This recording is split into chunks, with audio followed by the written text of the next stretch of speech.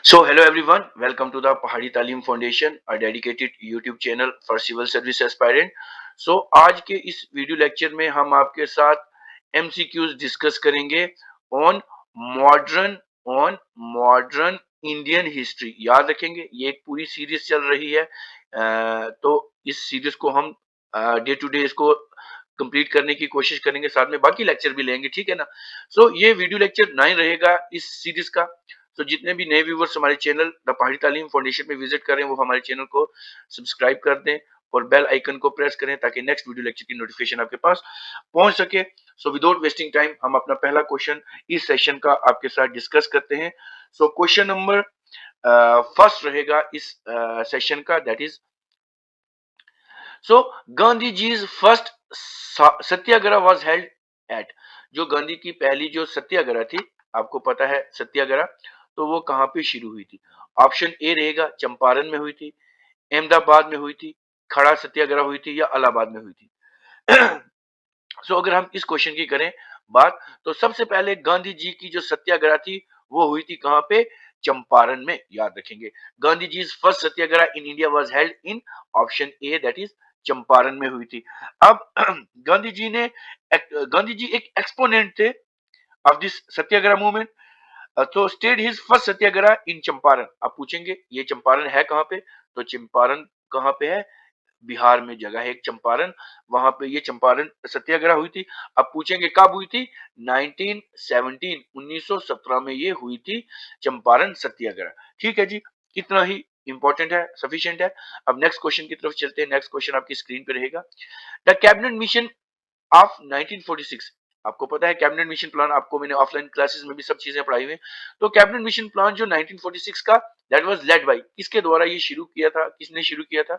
सो Lord Lilith गो ने किया था, माउंटबेटन ने किया था, सर पैट्रिक लॉरेंस ने किया था, या सर मोनफोर्ड ने किया था? सो अगर हम इस क्वेश्चन की बात करें, इस क्वेश्चन का आंसर रहेगा that is option C, sir Patrick Lawrence ने ये जो क्या था कैबिनेट मिशन प्लान था ऑफ 1946 ये शुरू किया था। सो कैबिनेट मिशन प्लान जो था 1946 का, इसका क्या एम था? इसने डिस्कस करने थे प्लान और ट्रांसफर करनी थी पावर। ट्रांसफर ऑफ पावर, याद रखेंगे क्या करना था? ट्रांसफर ऑफ पावर, जितनी भी पावर थी, transfer of power, transfer of power of British government, जितनी भी ब्रिटिश गवर्नमेंट की पावर थी वो ट्रांसफर करनी थी कहां पे? इंडियन गवर्नमेंट के, इंडियन गवर्नमेंट को, या इंडियन लीडरशिप उस वक्त थी, उसको प्रोवाइड करनी थी, ट्रांसफर करनी थी to provide India with independence, ताकि इंडिया जो है उसको इंडिपेंडेंस, आजादी दी जाए। So this formulated at the initiative of, एक तो सर पैट्रिक लॉरेंस थे, और इनके साथ एक और थे क्लेमेंट, याद रखेंगे क्लेमेंट एटली, क्लेमेंट एटली थे एक। उसके बाद अगर हम बात करें, ये जो क्लेमेंट एटली थे ये प्राइम मिनिस्टर थे यूके के, ये भी थे साथ में। और उसके बाद पैट्रिक लॉरेंस, ये तो हो गए, और साथ थे सर स्टैनफोर्ड, सर स्टैंड, याद रखेंगे सर स्टैनफोर्ड क्रिप, ये भी थे। और साथ में थे A V Alexander, A V Alexander, ये भी साथ थे। तो सर पैट्रिक लॉरेंस, क्लेमेंट एटली, सर स्टैनफोर्ड क्रिप और ए वी अलेक्जेंडर, ये सब साथ थे जिन्होंने क्या किया था? कैबिनेट मिशन प्लान को शुरू किया था, ताकि जितनी भी ब्रिटिश के पास पावर है वो सारी इंडियन लीडरशिप में ट्रांसफर करें, ताकि जो इंडिया है वो क्या हो जाए? वो इंडिपेंडेंस उसको मिल पाए। अब क्वेश्चन नंबर सेकंड रहेगा, what did Gandhi ji mean by sarvodaya? एक वर्ड है जिसको हम क्या कहते हैं? सर्वोदया। सर्वोदया का क्या मतलब होता है? क्या इसका मतलब हमारे पास नॉन वायलेंस होता है, अपलिफ्टमेंट ऑफ अनटचेबिलिटी ऑफ दलित, उसके बाद the birth of a new society based on ethical value, या ऑप्शन डी सत्याग्रह? सो अगर हम इस क्वेश्चन की बात करें, तो सर्वोदया का क्या मतलब था? ये जो हमारा क्वेश्चन है, सर्वोदया का मतलब था option C, the birth of new society based on ethical values. जितनी भी एथिकल वैल्यूज हैं उसके बेस में नई एक सोसाइटी को उजागर करना है, ताकि उसके बीच सारी की सारी एथिकल वैल्यू हो जाए। So Gandhi Sarvodaya is Gandhi ji most important socio politic movement. ये क्या थी? सोशियो पॉलिटिक मूवमेंट थी। तो इसमें क्या करना था, यूनिवर्सल अपलिफ्टमेंट थी या वेलफेयर करना था, mean the welfare of all the Sarvodayas. So by Sarvodaya Gandhi ji want the birth of a new society based on the ethical values. ठीक है, चलते हैं हम अब नेक्स्ट क्वेश्चन की तरफ। नेक्स्ट क्वेश्चन आपकी स्क्रीन पे रहेंगे, थोड़ा सा इसको मैं ऊपर स्क्रॉल कर लेता हूँ। अब नेक्स्ट क्वेश्चन आपकी स्क्रीन पे रहेगा, that is question number 3। The chairman of drafting committee of the constituent assembly was, जो चेयरमैन थे ड्राफ्टिंग कमेटी के कंस्टिट्यूएंट असेंबली में, वो कौन थे? के एम मुंशी थे, डीपी खैतान थे, अंबेडकर थे, या टीटी कृष्णा अंचारी थे। तो अगर हम इस क्वेश्चन की बात करें तो ये क्वेश्चन इंपॉर्टेंट है, सबको आता है। सो इसका क्वेश्चन रहेगा option B, that is doctor B R Ambedkar जो थे, उन्होंने किया, वो क्या थे? चेयरमैन थे ड्राफ्टिंग कमेटी के। ठीक है, so drafting committee of constituent assembly of India appointed B R Ambedkar as the chairman of this, chairman इनको किया था। और इन्होंने पूरा कॉन्स्टिट्यूशन जो था वो कितने ने लिखा था, ये आपने मुझे बताना है, कितने साल में लिखा था? 2 साल, 11 मंथ और 18 दिन में ये लिखा था। आपने मुझे बताना है क्या ये मैंने सही बोला है, आपने वहां पे ये चीज मुझे बतानी है। अब चलते हैं हम अपने नेक्स्ट क्वेश्चन की तरफ। नेक्स्ट क्वेश्चन आपकी स्क्रीन पे रहेंगे, ये क्वेश्चन आप, क्वेश्चन नंबर 4 रहेगा इस सेशन का आपकी स्क्रीन के ऊपर। Who propounded the doctrine of passive resilience, ये एक चीज है, डॉक्ट्रिन ऑफ पैसिव रेजिलेंस, ये किसने बोली है? क्या बाल गंगाधर तिलक ने बोली है, अरविंद घोष ने बोली है, लाला लाजपत राय ने बोली है, बिपिन चंद्र पाल ने बोली है? तो याद रखना है कि डॉक्ट्रिन ऑफ पैसिव रेजिलेंस जो है वो किसने प्रपोन की है? तो अगर हम इस क्वेश्चन की बात करें, इस क्वेश्चन का आंसर रहेगा option B.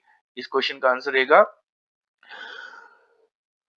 Sorry, option B रहेगा, दैट इज अरविंद घोष ने डॉक्ट्रिन ऑफ पैसिव रेजिलेंस जो है वो बताई हुई है। तो ऑप्शन बी इसका आंसर रहेगा। ठीक है जी, अब नेक्स्ट क्वेश्चन आपकी स्क्रीन पे रहेगा 85। The first Muslim to be elected as a president of Indian National Congress, Indian National Congress का पहला जो मुस्लिम प्रेसिडेंट था, इलेक्ट किया गया था, वो कौन थे? तो ऑप्शन आपके पास रहेंगे, मौलाना आजाद, मोहम्मद अली, बदरुद्दीन तैयब जी, या शाह वलीउल्लाह। ठीक है जी, सो अगर हम इस क्वेश्चन की बात करें, इस क्वेश्चन का आंसर रहेगा option C, that is Badruddin Tyab ji जो थे, उनको अपॉइंट किया गया था क्या, first Muslim president to be elected as the president of the Indian National Congress. तो बदरुद्दीन तैयब जी एक इंडियन लॉयर थे। ठीक है जी, लॉयर थे, कई लोग इनको प्रोनाउंस करते हैं लायर, लायर नहीं, इसको लॉयर बोलते हैं। ठीक है जी, सो Badruddin Toyuji was an Indian lawyer who served as the, he is also served as the third president and the first Muslim president of the Indian National Congress, and elected it for in the year, इनको कब elect किया था? 1887 को। ठीक है जी, चलते हैं अब नेक्स्ट क्वेश्चन की तरफ। Question number 6, who was the first viceroy of India, India का पहला विसरॉय कौन था? लॉर्ड कैनिंग थे, लॉर्ड कर्जन थे, लॉर्ड वेविल थे, या लॉर्ड माउंट बैटन थे? सारे का सारा ये लेक्चर मतलब इंडियन विसराइज के ऊपर, governor general of Bengal, governor general of India के ऊपर सारा का सारा लेक्चर है। वो भी जाके आप नीचे वीडियोस में स्क्रॉल करके देख सकते हैं, क्योंकि रिवाइज करना बहुत ज्यादा जरूरी है। सो अगर हम इस क्वेश्चन की बात करें, इस क्वेश्चन का आंसर रहेगा option A, that is lord Canning जो थे, उनको ही is the first viceroy of the India. ठीक है जी, ये पहले विसराय थे। सो इनका पूरा नाम क्या था? चार्ल्स जॉन, हाँ, चार्ल्स जॉन कैनिंग इनका पूरा नाम है, चार्ल्स जॉन कैनिंग। सो ये पहले विसराय थे। He was the governor general of India, ये गवर्नर जनरल भी इंडिया के रह चुके हैं 1856 को, ये भी आपको याद रखना है।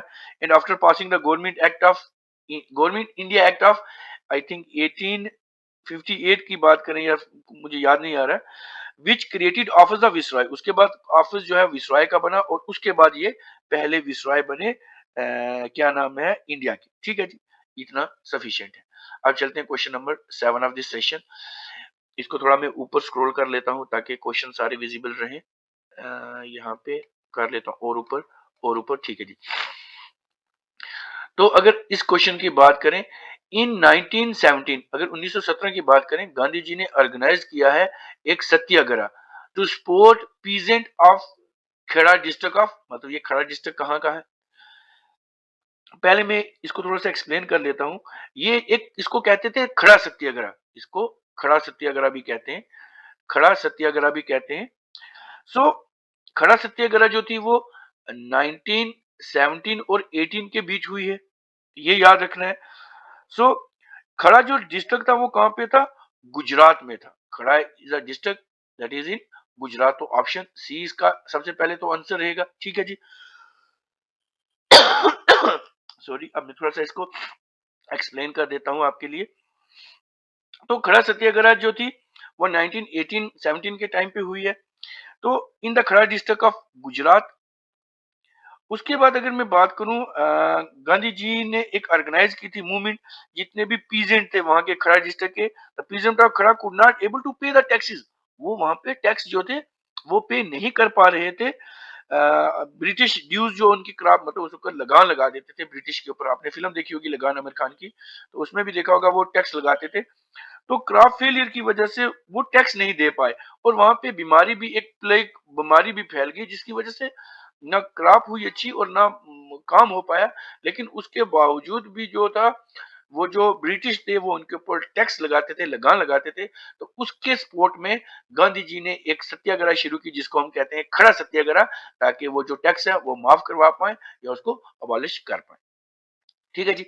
अब question number 8 of this session रहेगा, who raised the slogan Swaraj is my birthright and I shall have it। अब swaraj is my birthright and I shall it के, स्वराज मतलब आजादी मेरा जन सिद्धि अधिकार है और मैं इसको लेके रहूंगा, मतलब आजादी मेरा अधिकार है और मैं इसे लेके रहूंगा। आजादी मेरा जन सिद्धि अधिकार है और मैं इसे लेके रहूंगा, ये किसने बोला था? तो ऑप्शन ए आपके पास रहेंगे। क्या महात्मा गांधी जी ने बोला था, सुभाष चंद्र बोस जी ने बोला था, बाल गंगाधर तिलक ने बोला था, या ऑप्शन डी लाला लाजपत राय ने बोला था कि Swaraj is my birth right and I shall have it. तो इस क्वेश्चन की अगर हम बात करें, इस क्वेश्चन का आंसर रहेगा that is option C. Option C रहेगा। बाल गंगाधर तिलक ने कहा था कि आजादी मेरा जन सिद्धि अधिकार है और इसे मैं लेके रहूंगा, तो ये ऑप्शन सी आपके रहेगा।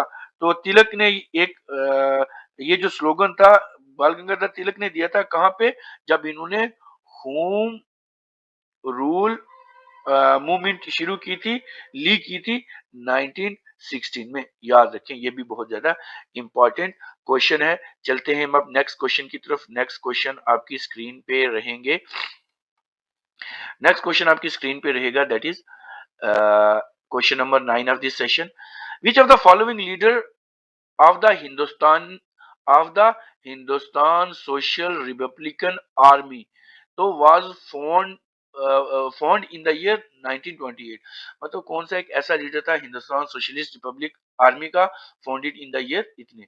अब ये क्या खुदीराम बोस ने की हुई है, इशफाक उल्लाह, चंद्रशेखर आजाद या सुभाष चंद्र बोस?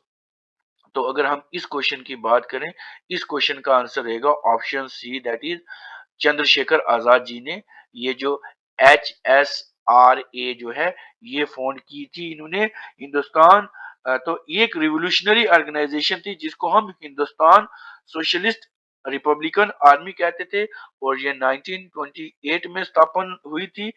तो ये कहां पे हुई थी? फिरोजशाह कोटली में, याद रखेंगे, फिरोजशाह कोटली। आपको पता है दिल्ली में एक ये स्टेडियम भी है, तो ये फिरोजशाह कोटला कहां पे है? दिल्ली में है। तो वहां पे इन्होंने ये बनाई थी। अब चंद्रशेखर आजाद के साथ, एक तो चंद्रशेखर आजाद ने बनाई थी, अब इनके साथ भगत सिंह थे और साथ ही अशफाक उल्लाह भी थे इनके साथ, और साथ में सुखदेव थापर भी थे। ये काफी सारे नाम थे जिन्होंने ये बनाई थी। अब question number 10 of this session रहेगा, who was the founder of the Banaras Hindu university, जिसको हम BHU कहते हैं। बनारस हिंदू यूनिवर्सिटी के फाउंडर कौन थे? तो ये आपको बताना है। इसके पास आपके ऑप्शन रहेंगे, बनारस हिंदू यूनिवर्सिटी के फाउंडर में क्या सुकू कुमार दत्त थे, मदन मोहन मालवीय थे, डॉक्टर राजेंद्र प्रसाद थे, या ऑप्शन डी मोतीलाल नेहरू थे? तो इस क्वेश्चन की अगर हम बात करें, इस क्वेश्चन का आंसर रहेगा option B that is Madan Mohan Malaviya, Pandit Madan Mohan Malaviya इनका नाम है। तो ऑप्शन बी रहेगा। बनारस हिंदू यूनिवर्सिटी के फाउंडर कौन है? मदन मोहन मालवीय है। तो ये जो बनारस हिंदू यूनिवर्सिटी थी formally a central Hindu college था, ये सेंट्रल हिंदू कॉलेज था। बाद में इसको क्या किया गया, ये कहाँ पे लोकेट है? वाराणसी, वाराणसी यूपी में है, ये आपको पता होना चाहिए। इस्टेब्लिश कब हुई थी? 1916 को हुई थी। बनारस हिंदू यूनिवर्सिटी पंडित मदन मोहन मालवीय के लिए, मालवीय ने ये स्थापना की थी। तो इसको largest residential university of Asia कहा जाता है। तो आई थिंक इतना सफिशिएंट है। तो ये वीडियो लेक्चर आपको कैसा लगा आप हमें कमेंट करके बता सकते हैं। इस वीडियो को ज्यादा से ज्यादा लाइक करें, अपने फ्रेंड्स के साथ शेयर करें और हमारे चैनल द पहाड़ी तालीम फाउंडेशन को सब्सक्राइब कर दें। मिलते हैं कल एक नए लेक्चर के साथ। Till then take care, good bye.